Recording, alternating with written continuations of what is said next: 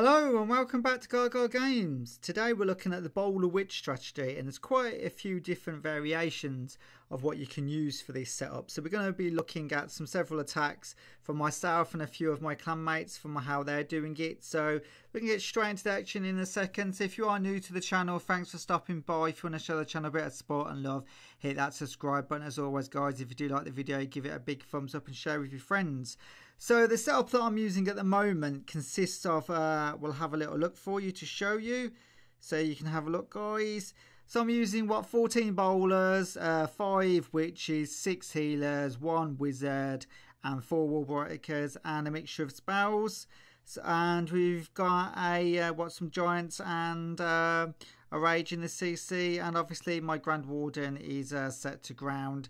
So as I said, there is different variations for what you can use. Some people are just using flat out bowlers and witches with no healers. Some are adding extra stuff and different spells. So we're going to get in and have a little look. So I've got a few replays to show you. So let's get straight into this guys. In this attack, what I'm doing starts off with a queen walk always, and then goes into the main part of the attack with the bowlers and witches. So I'm going to try to go after the eagle artillery first. It depends on the base from where I start from and that, but if you can take out the queen or the eagle or the inferno first, it helps pretty much. And that, so I use a couple of rages sometimes at the start as well for the walk as well. It helps out, and that's you don't lose your queen. You want to try to keep hold of your queen if you can do, and obviously your Grand Warden comes into effect. So in a minute, just past the 7 o'clock mark, I'm going to be dropping the rest of my troops. So here comes the giants, and I'm going to be sending in all of the bowlers and the witches. I'm going to try to break into this section with my wall breakers, and then jump into the core to take out the rest of that stuff like the eagle and the infernos. So everything's bunching up together, what's pretty good in some ways, and that. So I'm going to use a Grand Warden ability in a second because that inferno is mounting everything out. So got a jump there as well. So here goes the Grand Warden's ability. So we need to get into the middle now. We've got that jump there. So these troops are going to go into the core in a second, just taking out that inferno and the queen. So we're onto the town hall. The town hall's gone down easily. So just need to take out that other inferno now. And then this base is pretty much over 3/4 nearly done. We're at 65%. So once that inferno goes down, we'll be around about the 3/4 mark. And we're at 72% now. So we've only got the wizard towers and a few more defense structures at the top, and we've got that mortar as well. And it's pretty much game over. We've still got the queen's ability as well, so that's going to really help, like I said. And we've still got that 1 healer left, so that's going to help bring the queen back alive. So different ways, as I said. So when you do use the healers can help obviously to bring your troops back to life and that, but if you don't use them, when you do have obviously more of a heavier attack as well, because obviously using the healers takes away from the bowlers or witches what can be used. So it depends on what you like really, and that different things suits different people. I use different ones as well. I do use all bowlers and the witches in war sometimes. It depends on the base, but at the moment I am going for the AQ Grand Warden walk at the start with the healers, pretty much liking it, trying to push a bit more higher in cups, so it helps out quite a lot. On to this next base now. It's pretty much maxed out as you can see, apart from some of the walls. I'm going to start the walk from the left hand side.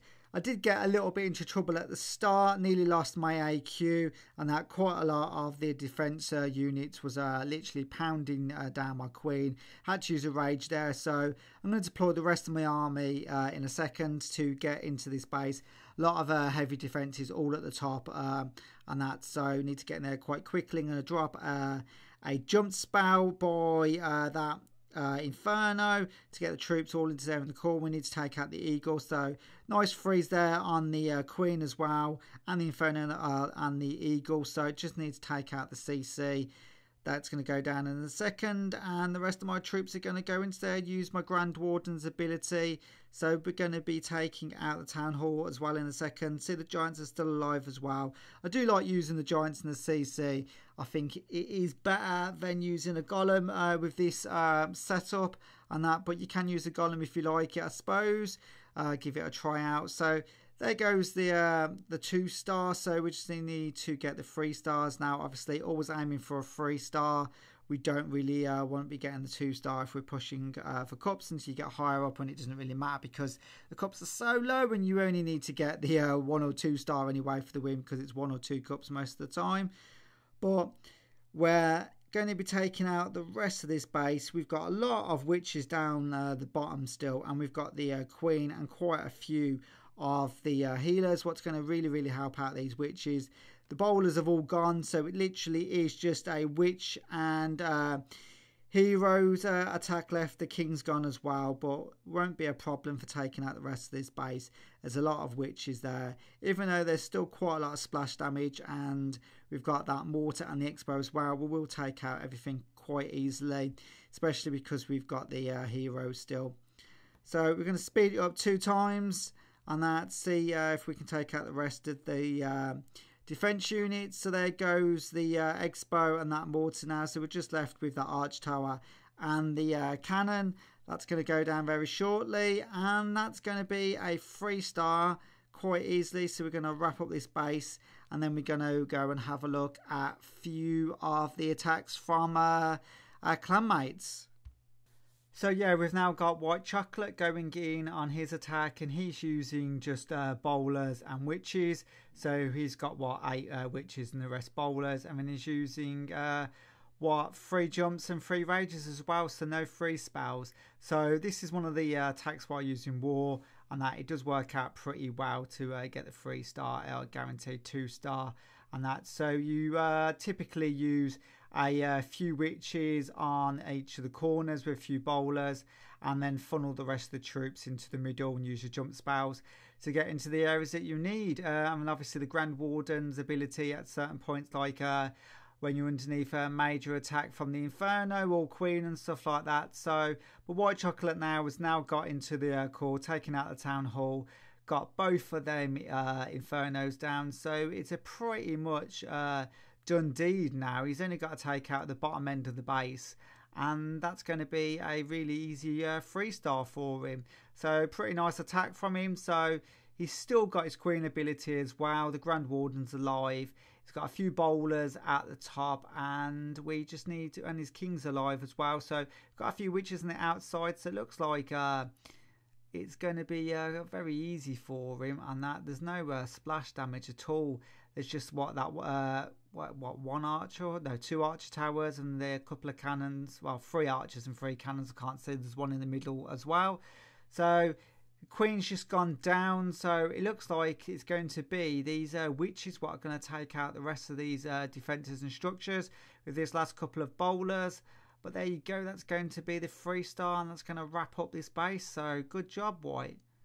So we're going to go on to the next base now. What's going to be by Durpa, if I remember rightly. So let's see how that goes.